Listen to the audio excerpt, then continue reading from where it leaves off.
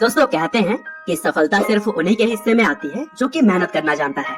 और इस बात को एक नहीं बल्कि हजारों लोगों ने सच करके भी दिखाया है। और दोस्तों आज के इस वीडियो में भी हम ऐसे भाइयों के बारे में बात करने जा रहे हैं जिन्होंने अपनी कमाल की सोच और मेहनत के दम पर कुछ ऐसा कारनामा कर दिखाया जिसकी वजह से हमारा सफर करना काफी आसान हो चुका है। जी हाँ, मैं बात कर रहा हूँ पहली बार सफल विमान बनाने वाले दो भाइयों ऑरविल और विल्बर राइट के बारे में, जिन्हें कि हम राइट ब्रदर्स के भी नाम से जानते हैं। और दोस्तों इन दोनों भाइयों ने अपने इन्वेंशन से हम सभी का एक जगह से दूसरे जगह तक यात्रा करने का तरीका पूरी तरह से बदल कर रख दिया। और इस आविष्कार को मॉडर्न टाइम के सबसे बड़े आविष्कारों में से भी एक माना जाता है। तो चलिए दोस्तों आज के इस वीडियो में हम जानते हैं राइट बंधुओं से जुड़ी हुई कुछ ऐसी बातें जिसके बारे में शायद ही आपको पता होगा।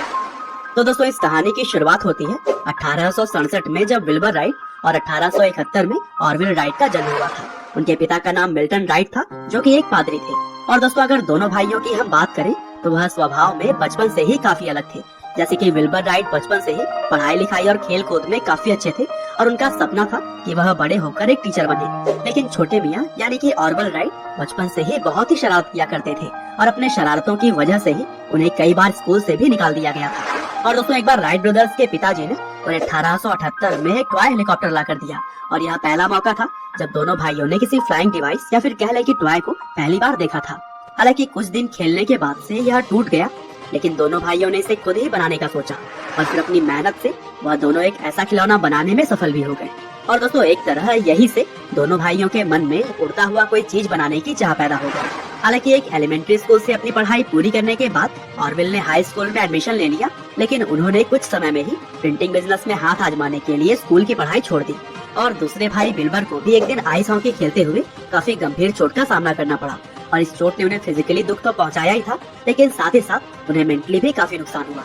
और इस घटना के बाद वो अपने सभी सपनों को त्याग करके भाई के साथ ही प्रिंटिंग बिजनेस में हाथ बटाने लगे। और दोस्तों 1889 में वेस्ट साइड न्यूज नाम से दोनों भाइयों ने वीकली न्यूज़पेपर पब्लिश करने का काम किया। हालांकि आगे चलकर इस बिजनेस में उन्हें काफी नुकसान झेलना पड़ा, जिसकी वजह से वह न्यूज़पेपर बंद करके कॉमर्शियल प्रिंटिंग पर फोकस करने लगे। लेकिन यहाँ पर भी घाटे में जाने के बाद उन्होंने प्रिंटिंग प्रेस का बिजनेस बंद करके साइकिल बेचने और बनाने वाली दुकान खोली। हालांकि दोस्तों आपको बता दूं कि यह काम आज के समय में छोटा माना जाता है, लेकिन उस समय चूंकि साइकिल अभी नया नया ही मार्केट में आया था, इसीलिए बहुत ही कम लोग इस काम को कर पाते थे। और फिर कई सारे असफलता के बाद जाकर राइट ब्रदर्स को इस शॉप के जरिए फायदा होने लगा। और दोस्तों जब इन दोनों भाइयों के हाथ में कुछ पैसा आ गया तब वो अपने बचपन का सपना पूरा करने की सोचने लगे। दरअसल राइट ब्रदर्स एक जर्मन इन्वेंटर ओटो लिलिएनथॉन से काफी प्रभावित थे, क्योंकि उन्होंने पहले ही कई सारे सफल फ्लाइट्स को अंजाम दिया था। लेकिन 1896 में एक ग्लाइडिंग एक्सीडेंट में उनकी मृत्यु हो गई थी।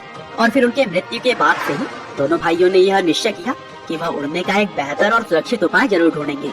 और इसी लक्ष्य को ही दिमाग में लिए दोनों ने एरोनॉटिक्स फील्ड के अलग अलग इन्वेंटर्स के रिसर्च को पढ़ना शुरू किया।